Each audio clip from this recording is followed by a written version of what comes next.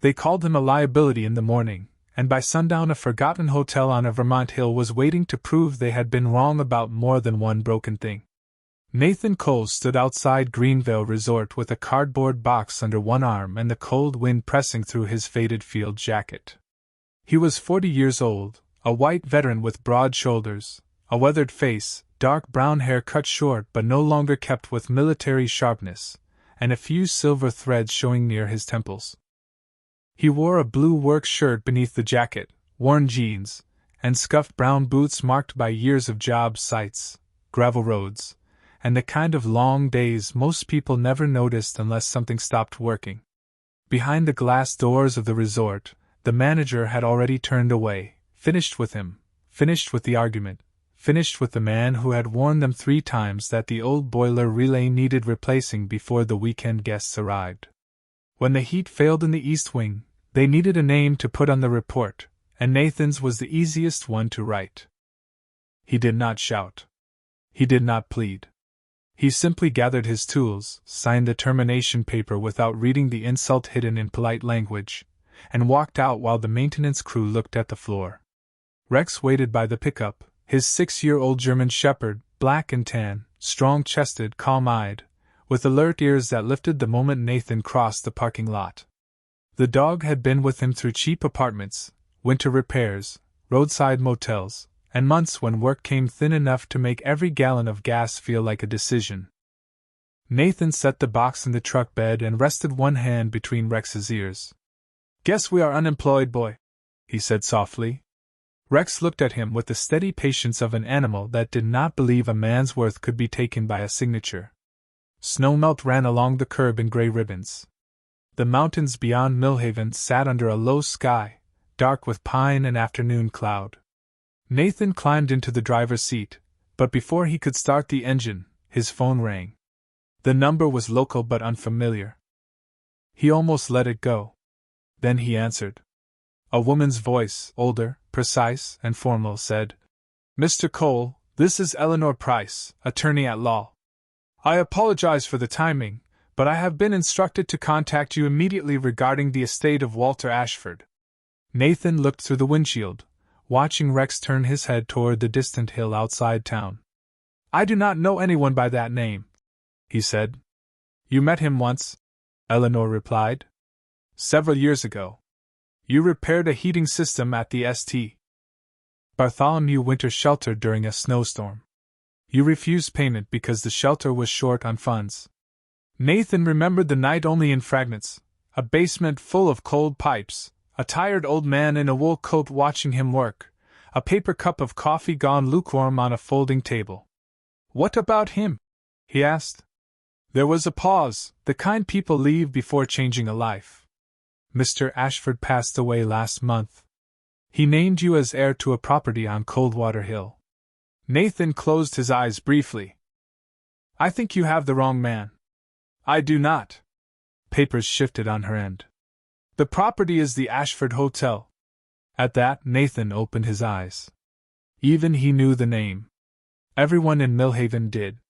The Ashford sat above town like an old accusation, a grand hotel from another century that had been closed for nearly 30 years. Its roof was patched with tarps.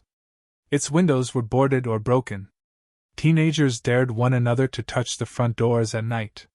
Developers circled the hill every few years, then backed away when restoration costs swallowed their interest. "That place is worthless," Nathan said before he could stop himself. Eleanor's voice softened. "That is what many people believe." Rex rose in the passenger seat. His ears pointed toward Coldwater Hill, though the hotel was miles away and hidden by trees. A low breath left his chest, not a growl, not fear, something deeper and stranger, like recognition. Nathan looked at him. "What is it?" Rex did not move. Eleanor continued. "There is a condition. You must take possession in person and remain on the property for 21 days before the full terms of the inheritance are disclosed." Nathan almost laughed, but there was no humor in him. That morning, one man had decided he was not worth keeping. That afternoon, a dead man had left him a building nobody wanted. It felt less like luck than like the world repeating the same insult in a different shape. "Why me?" Nathan asked. Eleanor was quiet for a moment. "Walter wrote that you were the kind of man who fixed what others abandoned." The words landed harder than Nathan expected.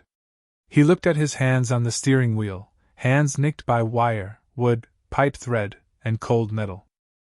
Rex stepped closer across the seat and nudged the phone with his nose, then turned again toward the hill.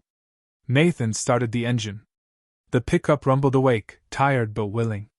He drove through Millhaven as the afternoon dimmed, past brick storefronts, a diner with steam in the windows, a church bell tower, and the narrow road that climbed out of town toward Coldwater Hill.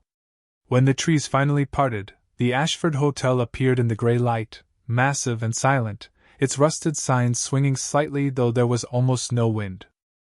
The windows stared down like tired eyes. The front steps were cracked. Ivy gripped one corner of the stone facade. Nathan parked before the entrance and sat without speaking. Rex jumped down first, walked to the front doors, and stopped. His black and tan body went still. His ears lifted. Then he turned his head toward the dark lobby beyond the glass, listening. Somewhere inside the worthless hotel, faint as a drop falling into a pipe, something answered. Nathan did not open the hotel doors right away. He stood at the bottom of the cracked stone steps with the cold Vermont air moving through his faded field jacket and watched Rex listen to the building. The German shepherd stood perfectly still before the glass, black and tan coat touched by the gray light, strong chest steady, alert ears aimed toward the dark lobby, calm intelligent eyes fixed on something Nathan could not see. The sound came again, faint and regular, a small metallic drip somewhere beyond the front desk, too deliberate to be only rain and too soft to be anything broken in a hurry. Nathan had spent half his adult life listening to buildings complain before people did. Pipes knocked before they failed. Old floors sighed before they sagged. Boilers hummed differently when pressure turned wrong. But this sound did not feel like failure. It felt like a signal. He took the ring of keys Eleanor Price had left for him in a lockbox by the front column and found the one tagged main entry. The lock resisted, then turned with a dry click. When he pushed the door inward, the Ashford breathed out 30 years of dust, cold varnish, old carpet, and rain-soaked stone. Rex stepped in first, paws quiet on the marble floor. Nathan followed with a flashlight in one hand and his cardboard box of tools in the other. The lobby opened around him like a grand old room trying not to collapse under the weight of being forgotten. A chandelier hung above, dulled by dust. The front desk stretched along the left wall, its wood cracked but still elegant under the grime. A grand staircase rose at the far end, one side roped off with fraying velvet cord. Mail slots behind the desk held yellowed envelopes no one had collected. The hotel was not worthless in the way people meant. It was wounded, neglected, expensive, and tired, but Nathan could see the bones beneath the ruin. He could see craftsmanship in the banister, careful stonework in the fireplace, hand-cut trim around doorways that nobody bothered to make anymore. Maybe that was why the place unsettled him. It reminded him too much of men who came home with steady hands and quiet eyes, only to be judged by what had cracked on the surface. Rex moved straight to the front desk. He did not wander into corners or sniff the old rugs. He followed the sound. Nathan came behind him, sweeping the flashlight over the wall of keys, the registration ledger, the cracked bell on the counter. Rex stopped behind the desk at a paneled section of dark oak. His ears tilted. He pressed his nose near the seam, breathed in slowly, then lifted one paw and scratched 3 times. Nathan set down the toolbox. "All right," he murmured. "Show me." He ran his hand over the panel. The wood was warped near the bottom, but not rotten. He knocked once. Solid. Then 2 inches to the right. Hollow. He knocked again, listening to the shape of the space behind it. There was a narrow void there, deliberate, not accidental. Rex sat back, eyes fixed on Nathan as if waiting for him to catch up. From outside came the crunch of tires on gravel. Nathan turned. A silver sedan pulled up beside his pickup, and Eleanor Price stepped out wearing a dark wool coat and carrying a leather folder against the wind. She was in her 70s, tall, white-haired, and precise, with the kind of expression that made weak excuses feel embarrassed before they were spoken. "You found the lobby," she said from the doorway. "Rex found something behind the desk." Eleanor's gaze moved to the panel, and for the first time since Nathan had met her, uncertainty crossed her face. "Walter said the dog would hear it." Nathan looked at her. "Hear what?" She stepped inside and closed the door gently behind her. "He did not tell me everything. Only that if your shepherd reacted to the front desk, I was to give you this." She opened the folder and handed him a cream-colored envelope sealed with red wax. On the front, written in a firm old hand, were the words, "For Nathan Cole, if the building answers." Nathan felt the hotel settle around that sentence. He broke the seal. Inside was a single page. "Mr. Cole, if you are standing behind the desk, then the Ashford has done what I hoped it would do. Do not trust the first floor plans. They were changed after 1954. Trust the sound. Trust the dog. And find the room that vanished before the 21st day." Nathan read the words twice. The sound behind the panel continued, drip, pause, each note traveling through the oak like a tiny clock hidden in the walls. Eleanor watched him carefully. "Walter required that you remain 21 days before the full terms could be disclosed. I thought it was eccentric. He said it was protection." "Protection from what?" Nathan asked. Before she could answer, another vehicle climbed the hill outside. This one was black, polished, and too new for the broken hotel drive. A man stepped out in a tailored overcoat, followed by a younger woman carrying a tablet. Eleanor's mouth tightened. "That is Martin Voss," she said. "Developer?" Nathan asked. "Persistent one." Martin Voss entered without waiting to be invited, smiling as though the lobby belonged to whoever had the most money.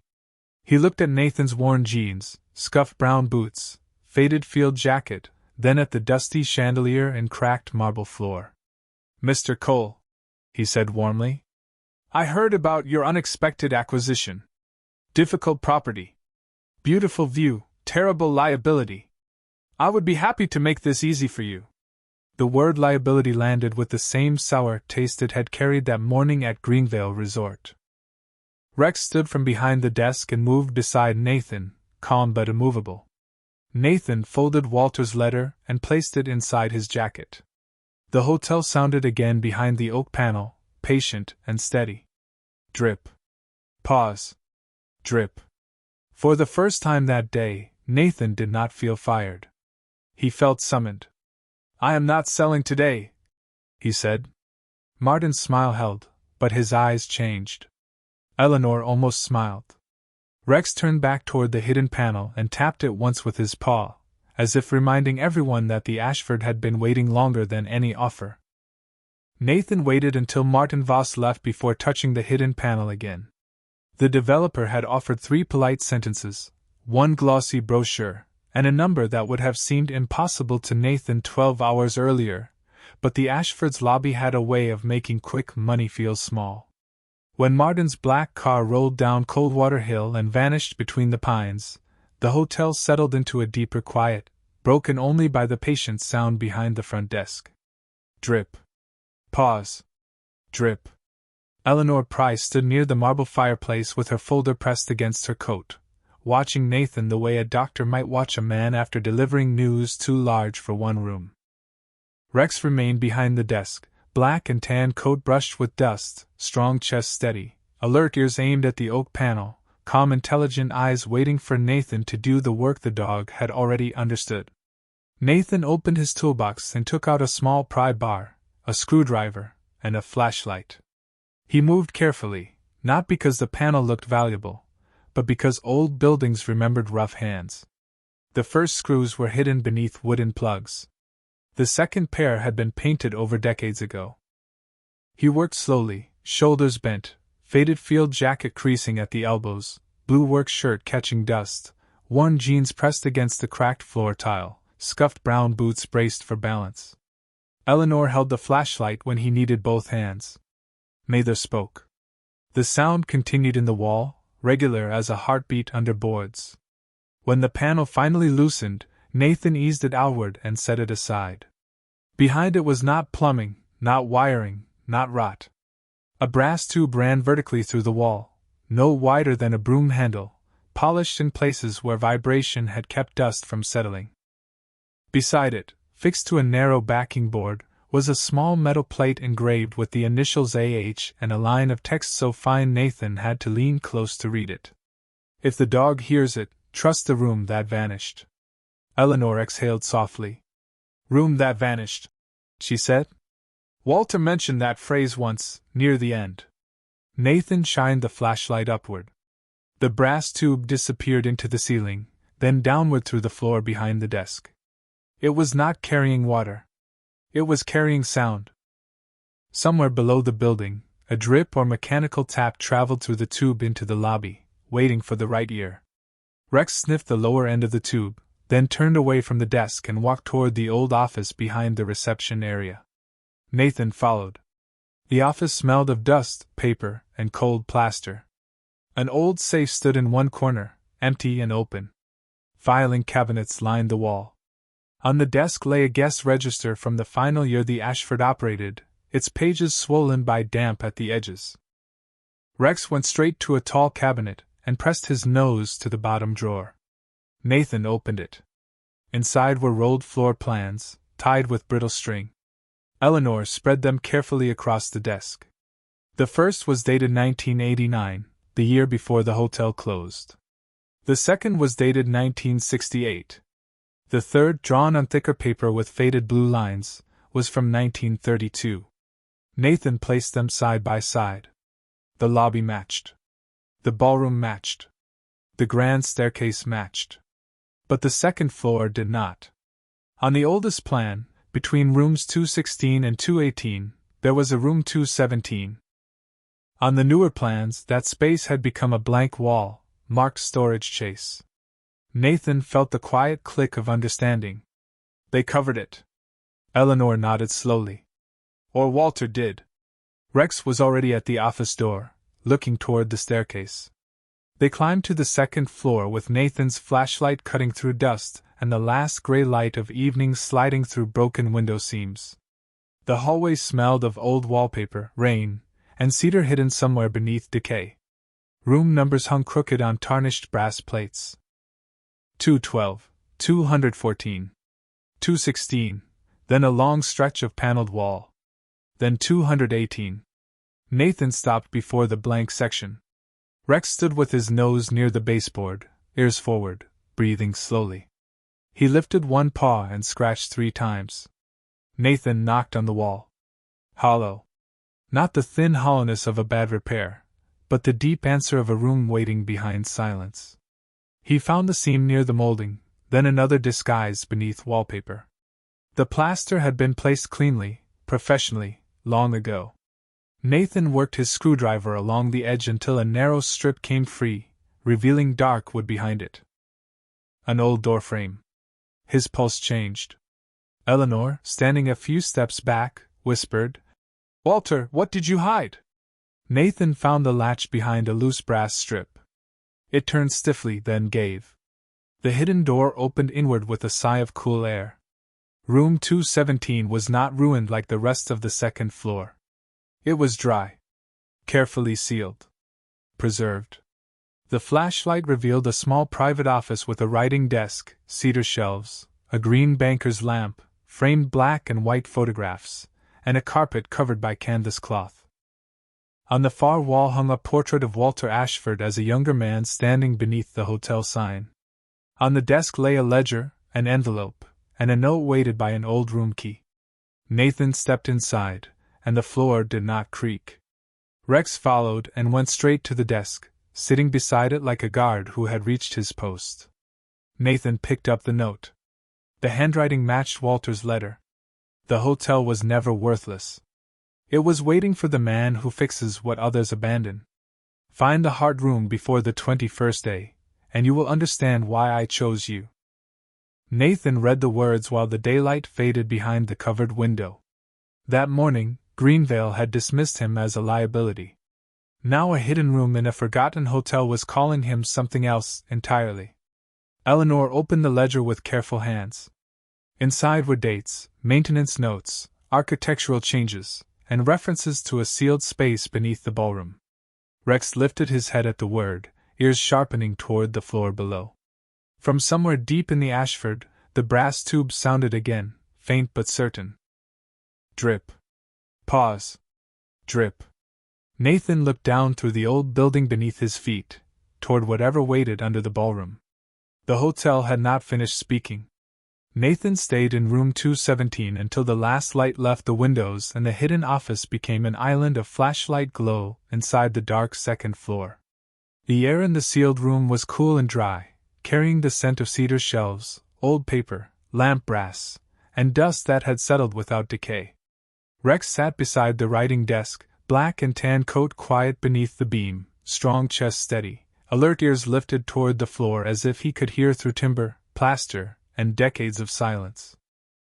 Eleanor Price stood by the shelves, carefully turning the pages of Walter Ashford's ledger with the respect of someone handling more than records. Nathan watched her read, his broad shoulders bowed slightly beneath his faded field jacket, blue work shirt creased with dust, worn jeans marked by old plaster, scuffed brown boots planted on a carpet that had been hidden from weather longer than some people were remembered. The ledger began like a maintenance log: boiler inspections, roof repairs, elevator service, pipe replacements, electrical revisions. Then the entries changed. In 1954, Walter's father had sealed an old ballroom access corridor after a flood scare. In 1968, Walter rerouted a sound tube from the lower vault to the front desk. In 1989, just before the hotel closed, he documented a final inspection of something he called the Heart Room. Eleanor looked up. "This is not just architecture. It is an instruction trail." Nathan took the ledger and read the line she pointed to: "The room will answer through water when the roof remembers rain." He thought of the drip behind the lobby panel, the brass tube, Rex standing perfectly still while everyone else heard nothing. "The ballroom," he said. Rex rose before the words finished leaving Nathan's mouth. They left room 217 with the ledger, the envelope, and the old key Walter had used as a paperweight. Eleanor closed the hidden door behind them, not to conceal it again, but to keep the room safe until morning. The second-floor hallway stretched long and dim ahead of them, wallpaper peeling in tired curls, brass room numbers catching slivers of flashlight. Rain began outside, soft at first, brushing the broken panes and boarded windows like fingers testing a locked house. By the time they reached the lobby, the sound had deepened into a steady rhythm on the roof. The Ashford seemed to wake under it. Pipes clicked in the walls. Old wood expanded with a faint creak. Somewhere below, the brass tube answered more clearly than before. Drip. Pause. Drip. Pause. Nathan crossed the lobby and unlocked the double doors to the ballroom. The chain around them had rusted but held. He used bolt cutters from his truck, careful not to damage the old brass handles. When the doors opened, cold air rolled out, carrying the smell of old varnish, dust, velvet, and rainwater finding its way through forgotten seams. The ballroom was vast, larger than Nathan expected, with tall arched windows covered in grime, a stage at one end, and a ceiling painted with faded clouds. The floor was beautiful even beneath dust, dark wood laid in a pattern of circles and long points radiating from the center. Rex walked into the room slowly, not sniffing at random, but following the drip. Water fell from the ceiling in several places, each drop striking the floor with a soft sound. At first it seemed accidental, just leaks from a neglected roof. Then Nathan saw the pattern. One drip near the north wall. Another by the old stage. A third beside the west windows. 4 points. Then 8. Each one landed near a brass inlay hidden under dust. Eleanor moved her flashlight across the floor, and the pattern emerged, a compass rose built into the ballroom itself. Rex stepped to the center, lowered his head, and placed one paw on a round brass disc no wider than a dinner plate. 3 taps. The sound traveled under the floor, hollow and deep. Nathan knelt and brushed away decades of dust with his sleeve. Around the disc were the initials AH, and a line of text engraved so finely it had nearly vanished. The heart is below what still knows direction. He took the old key from room 217. It did not fit the disc itself, but a narrow slot beside it. The key turned halfway, then stopped. Nathan did not force it. He had learned from old machines that resistance was often a conversation, not a refusal. He studied the compass rose, the drip points, the direction lines. "It needs alignment," he murmured. Eleanor held the ledger closer to the flashlight. "There is an entry here. Rain opens the first measure. North, east, south, west, then center." Nathan moved around the ballroom, pressing each brass point in order as the rain continued to fall. North clicked softly. East answered. South stuck until he cleared dirt from the edge. West gave with a quiet snap. When he returned to the center, Rex was still there, steady and certain. Nathan turned the key again. This time the brass disc sank slightly, and beneath the floor a hidden mechanism released with a low, patient sound. A square outline appeared in the wood around the compass center. Eleanor drew in a breath. The hatch rose less than an inch, enough for cold air to slip into the ballroom carrying the scent of cedar, stone, and something metallic kept dry below the old hotel. Nathan paused with one hand on the edge. From outside the ballroom doors came the faint crunch of tires on the gravel drive. Eleanor turned toward the lobby. Through the dark windows, headlights swept across the rain. Martin Voss had returned. Nathan looked down at Rex. The German shepherd's ears were not aimed at the lobby. They were aimed below. Whatever waited under the Ashford had been silent for 30 years, and now it was open just enough to breathe. Nathan did not lift the hatch while Martin Voss's headlights swept across the ballroom windows. He kept one hand on the edge of the hidden opening and listened to the rain strike the old roof in 100 soft places, each drop making the Ashford feel less abandoned and more awake. Rex stood beside the compass center, black and tan coat faintly silvered by the flashlight, strong chest steady, alert ears aimed down into the darkness below rather than toward the lobby. The German shepherd had made his choice about what mattered. Eleanor Price closed Walter's ledger and tucked it beneath her coat.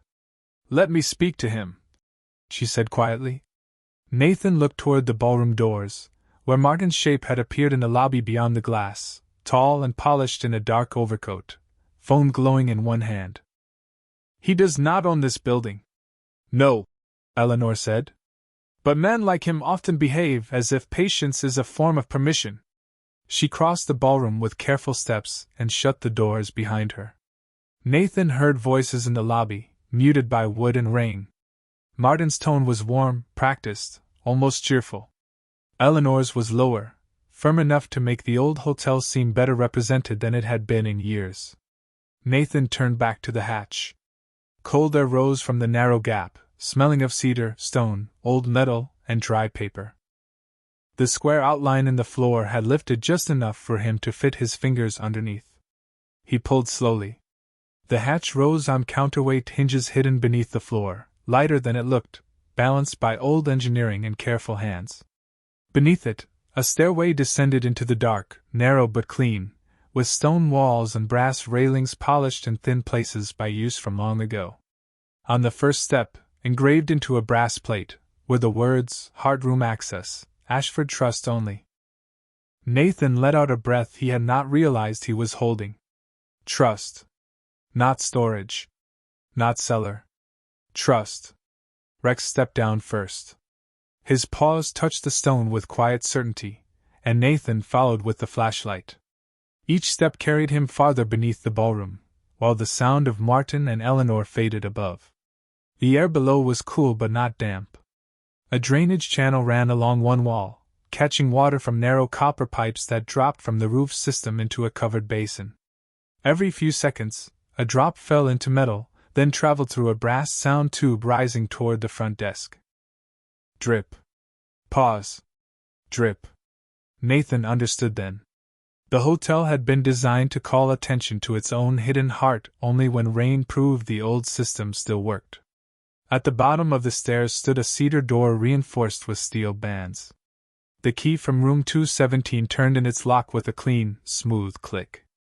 The door opened inward, and the flashlight beam revealed a room so carefully preserved it made the ruined ballroom above feel like a disguise. Cedar shelves lined the walls. Metal cabinets stood in ordered rows. Large canvas-covered shapes rested on raised platforms. Map drawers were stacked beneath a long table. Glass cases held silver hotel keys, ledgers, old photographs, and folded linen embroidered with the Ashford crest. Nathan stepped inside and felt the weight of decades settle around him, not like dust, but like testimony. Rex moved to the center of the room and sat, calm, intelligent eyes lifted toward a large wall safe behind the table. Nathan approached slowly. On the table was a letter addressed to him, weighted by a brass hotel bell polished bright under its film of age. He opened it with careful fingers. Mr. Cole, if you have found the heart room, then you have listened past appearances. The Ashford was called worthless because people saw its broken windows and not its foundations. I suspect you know what that feels like. Nathan had to stop reading for a moment. Above him, faintly, Martin's voice rose in the lobby, then Eleanor's cut cleanly across it. The hotel held. He continued.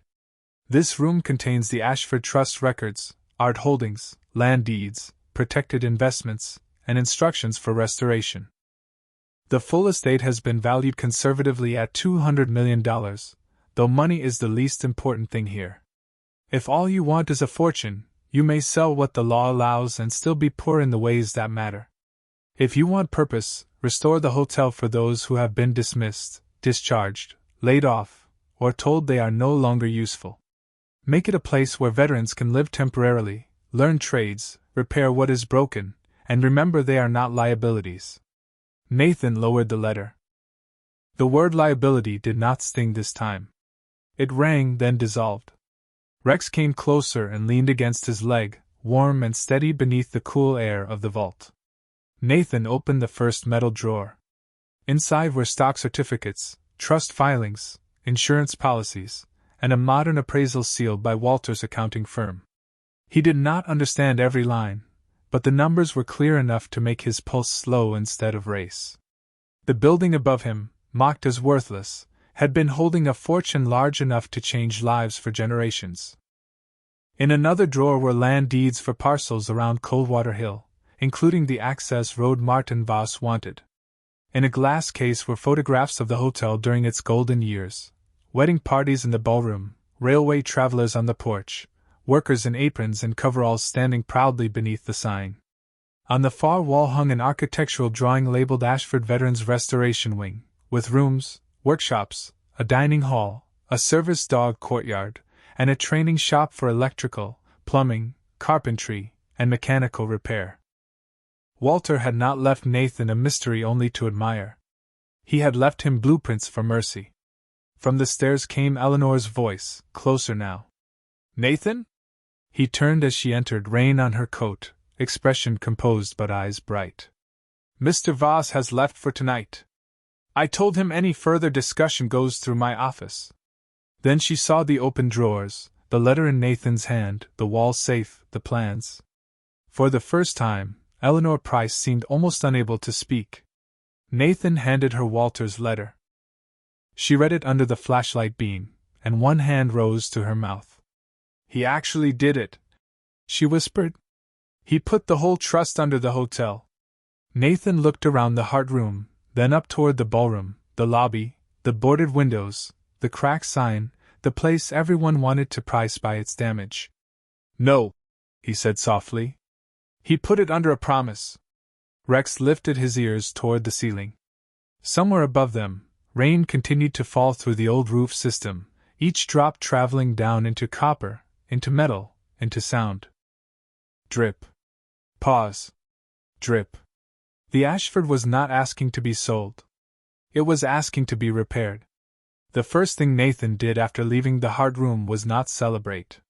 He climbed the stone stairs with Walter's letter folded inside his jacket, Rex close at his side, and Eleanor Price carrying the trust documents as if they were warm embers that could either light a hearth or burn careless hands. The ballroom above seemed changed now, though nothing visible had been repaired. Rain still tapped through old seams in the roof. Dust still softened the brass compass inlay. The walls still carried the faded elegance of a room that had once held music, dinner jackets, wedding flowers, and laughter rising toward painted clouds. Yet Nathan no longer saw ruin first. He saw systems. Drainage. Load-bearing beams.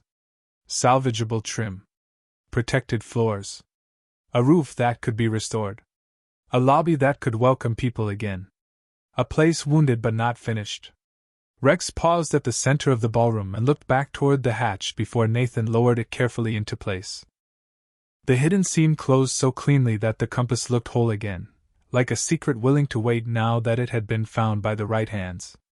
Eleanor checked the lock, then stood with Walter's letter under the flashlight beam. "Before anything moves," she said, "we document everything. Appraisers, trust accountants, preservation specialists, structural engineers, insurance, and court filing." Walter made this generous, but he did not make it simple. Nathan almost smiled. "Nothing worth fixing ever is." The words came out before he thought about them, and for once they did not sound like a burden. They sounded like a beginning. They spent the next 2 hours in room 217, where the air remained dry and still behind its hidden door. Eleanor photographed the ledger, the old floor plans, the note, and the wall details. Nathan made temporary repairs to the concealed latch so the room could be secured without damaging the trim. Rex lay near the doorway, alert ears moving whenever the building creaked or water traveled through the brass tube. Near midnight, Eleanor called a trusted trust officer in Burlington and left a message marked urgent. She called a preservation architect she had known since the courthouse restoration. She called the Millhaven police desk, not to create alarm, but to log that the property was occupied and that unauthorized access was not permitted. Nathan listened quietly, realizing that wealth did not arrive like freedom. It arrived like responsibility with more locks. When they finally stepped back into the lobby, the storm had softened. The drip behind the front desk continued, patient and even, no longer mysterious but still comforting. Eleanor stopped beside the front doors and looked up at the chandelier. "Walter told me once the Ashford was built for travelers who needed to believe the mountain road led somewhere kind." She turned to Nathan. "I think he wanted that again." Nathan looked at the cracked marble, the dusty desk, the mail slots, the grand staircase rising into darkness. That morning he had been sent away from a place he knew how to maintain. Now he stood inside a place that might ask everything he had left. Why did he not restore it himself? Eleanor's face softened. He tried. Age caught him. Money was not the problem. Trust was. He did not want the wrong people turning mercy into marketing. Rex stood and walked to the front doors, looking out into the wet night. Nathan followed. Down in Millhaven, the town lights glowed through mist. Somewhere among them was Greenvale Resort, warm again by now because another technician had likely replaced the relay Nathan had warned them about. The thought did not hurt the way he expected. A man could be dismissed from one building and still be called by another. By morning, the Ashford had become a quiet center of motion.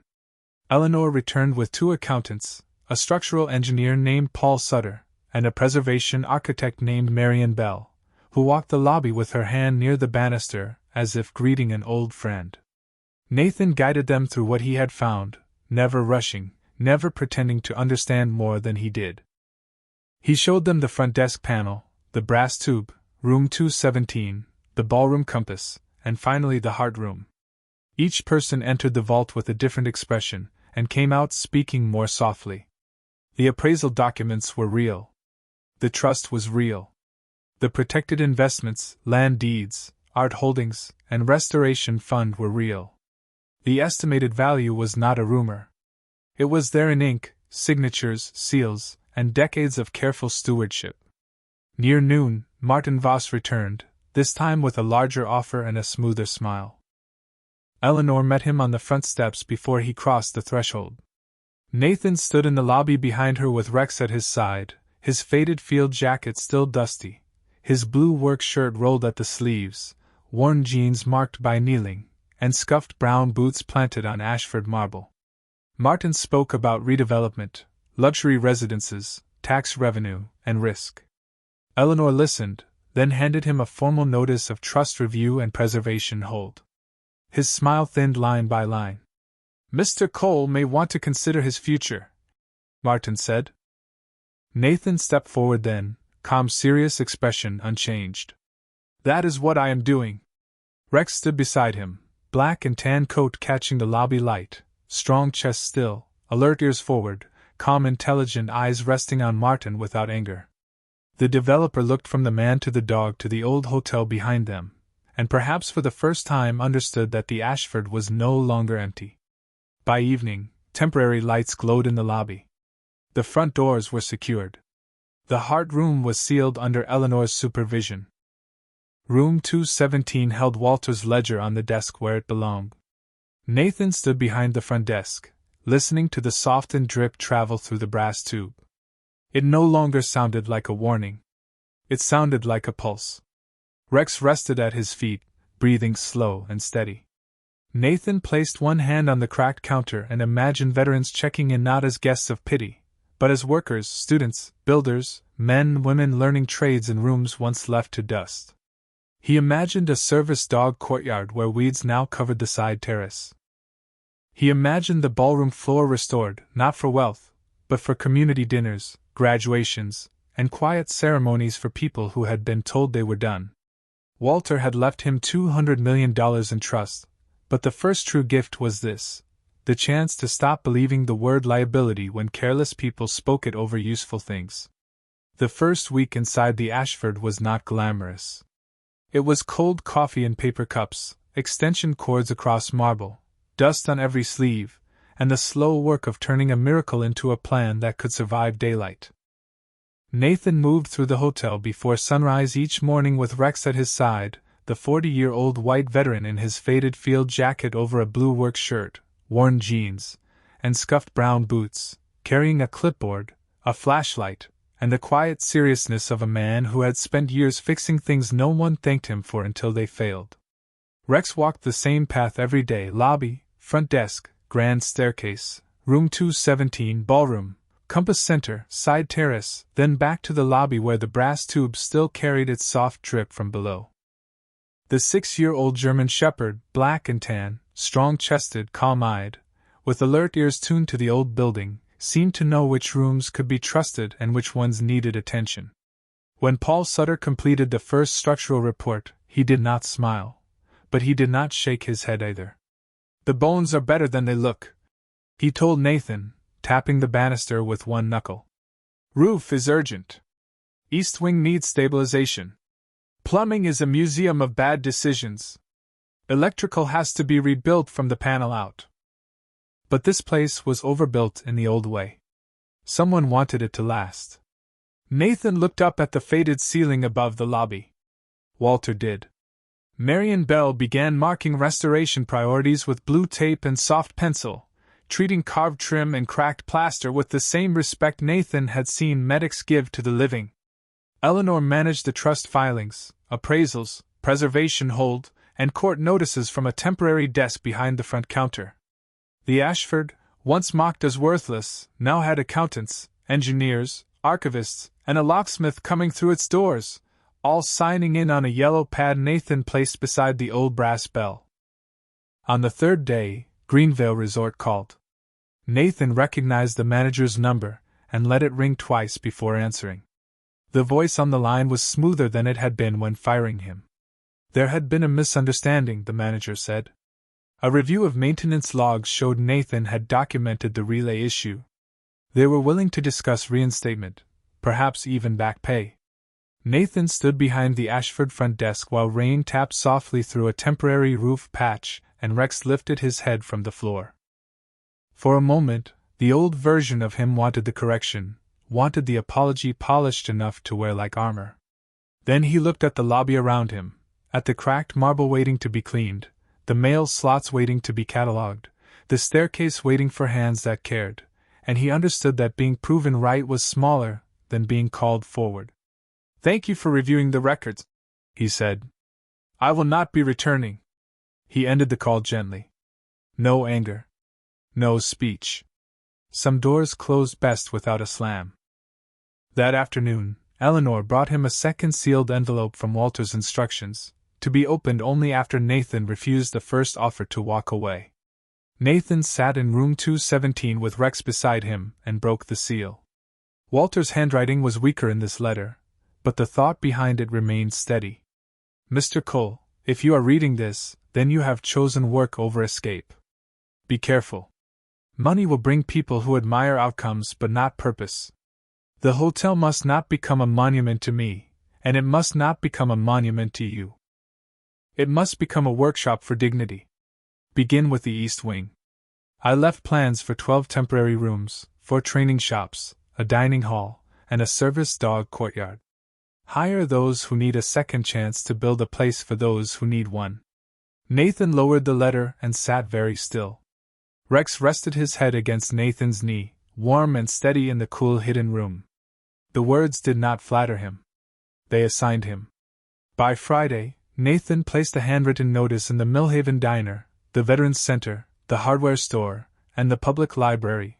Ashford Restoration Project seeking veterans, tradespeople, apprentices, and service dog handlers for paid restoration training.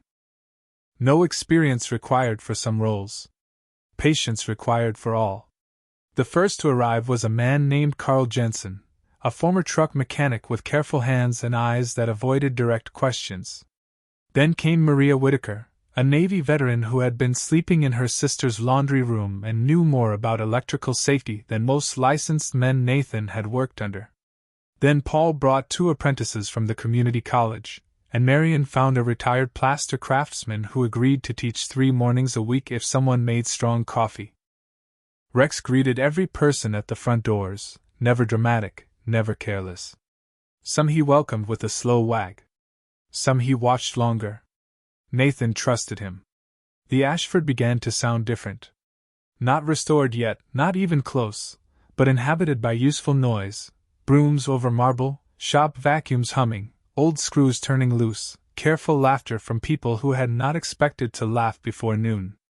In the ballroom, Nathan covered the compass hatch with protective boards and marked the drip points so the roof team could preserve the old sound system rather than remove it. "Why keep that?"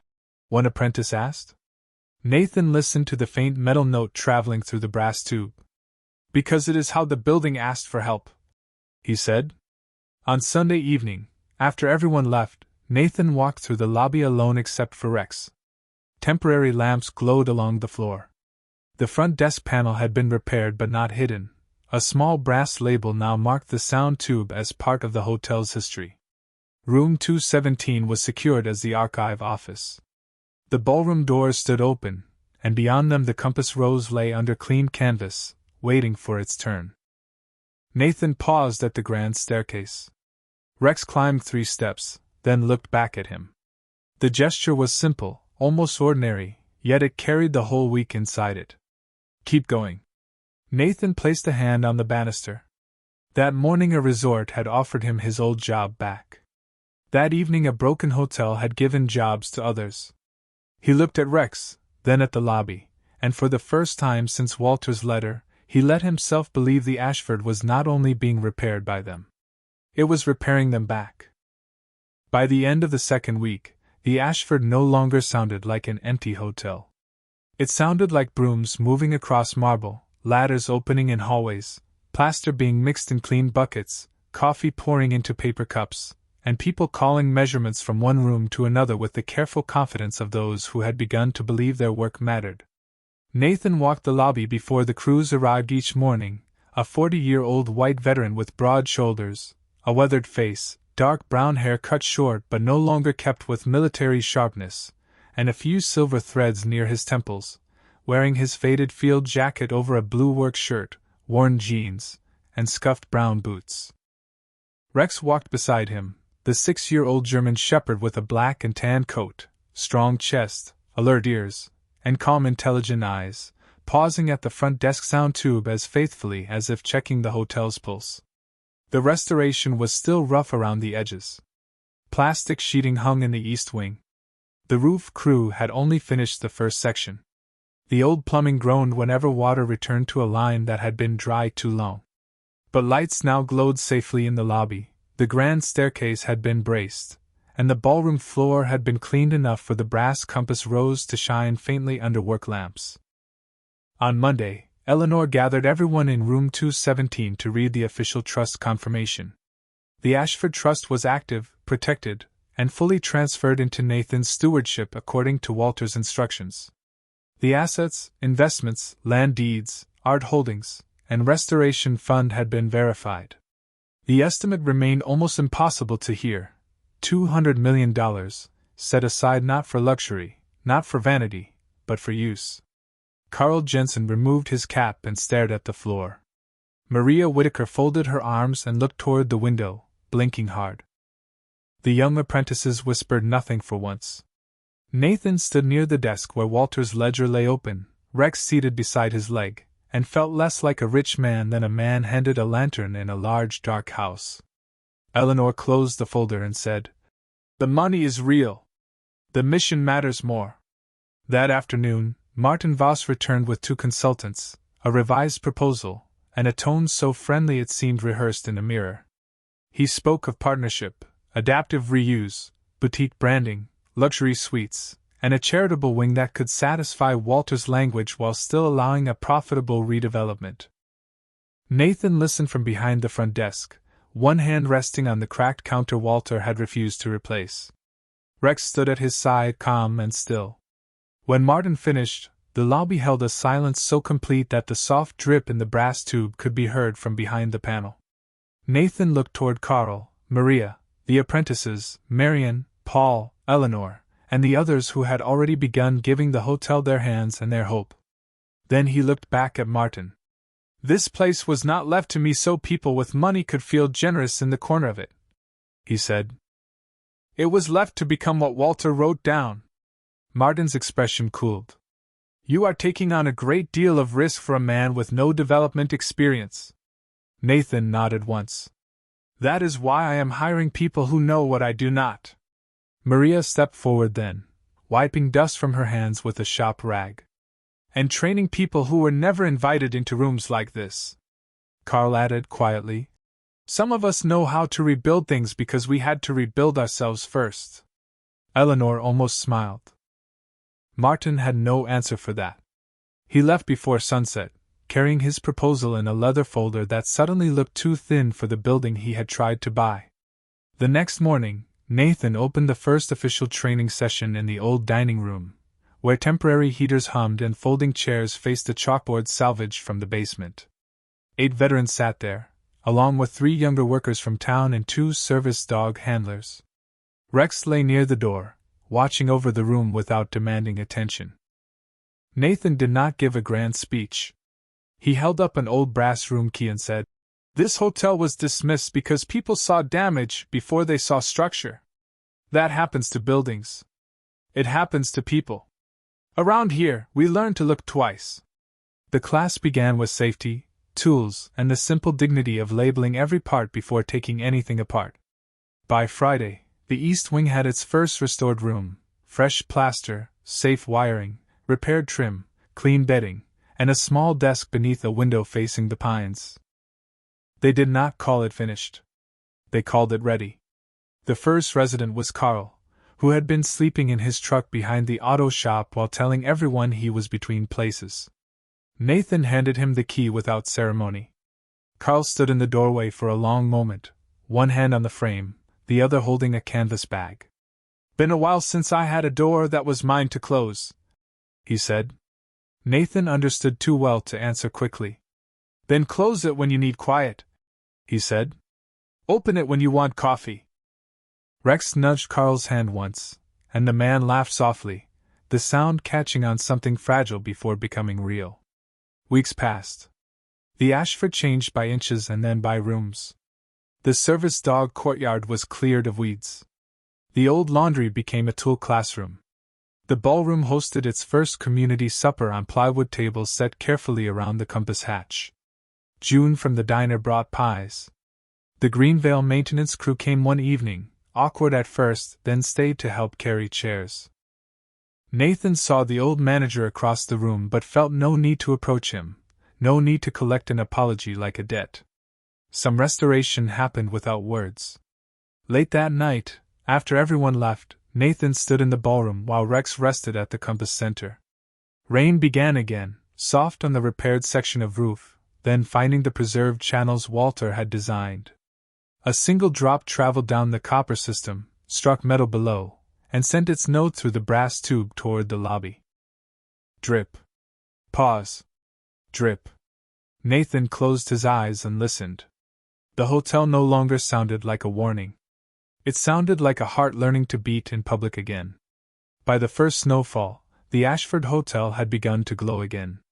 Not in the polished way Martin Voss had once imagined, not with valet lights, velvet ropes, or rooms priced beyond the reach of ordinary people, but with a steadier warmth that made travelers slow their cars at the bottom of Coldwater Hill and look up.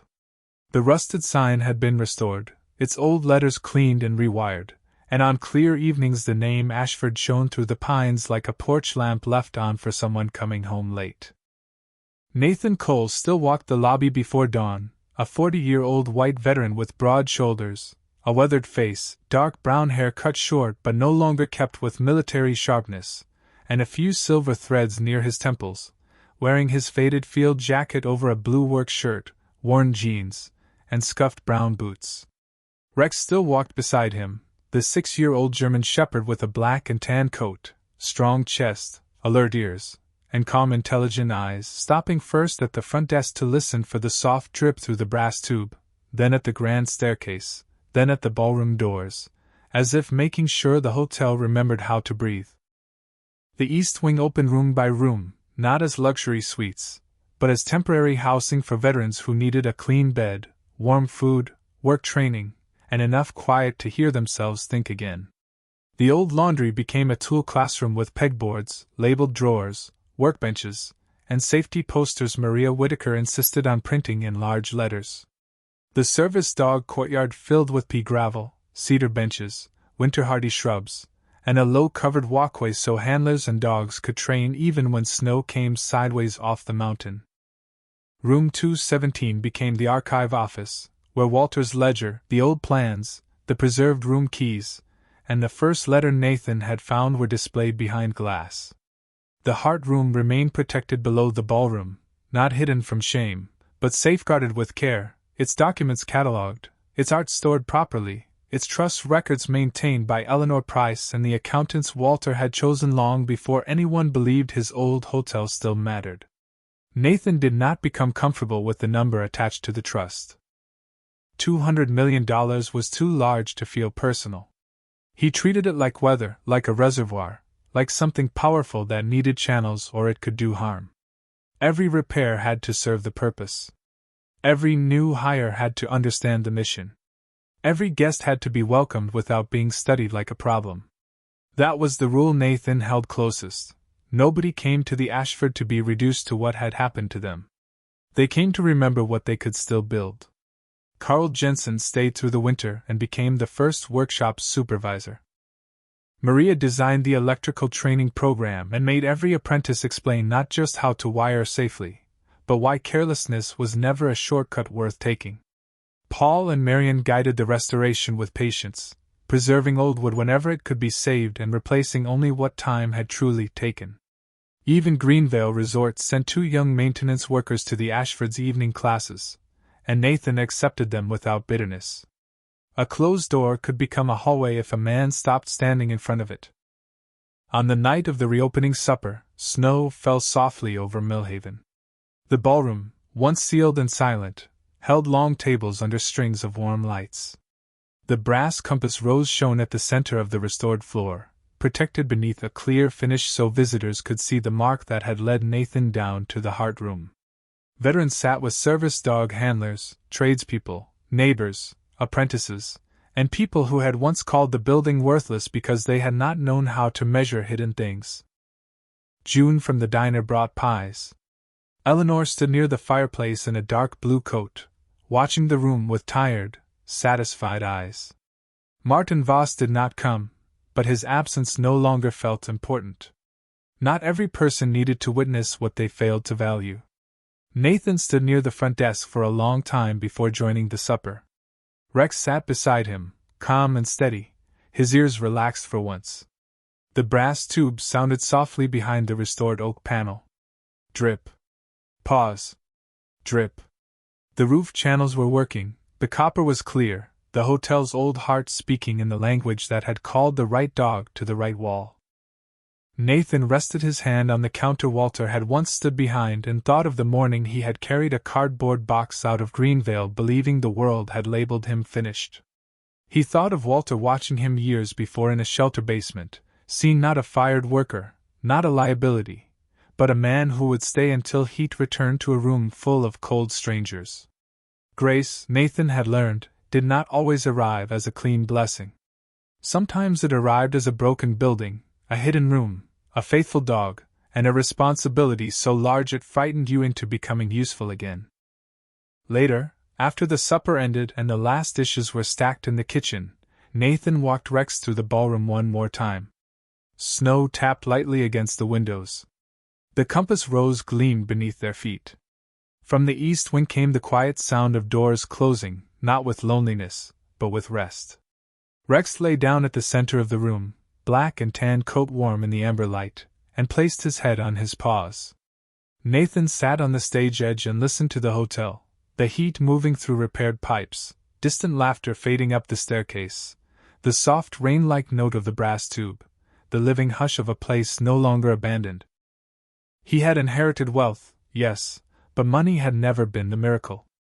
The miracle was that a man told he was no longer worth keeping had been trusted with a place others had given up on, and together they had become shelter. Nathan looked at Rex and smiled for the first time that day without holding anything back. The Ashford had not made him rich. It had made him necessary. And sometimes, for a wounded man with good hands and a loyal dog, necessary is the holiest kind of home.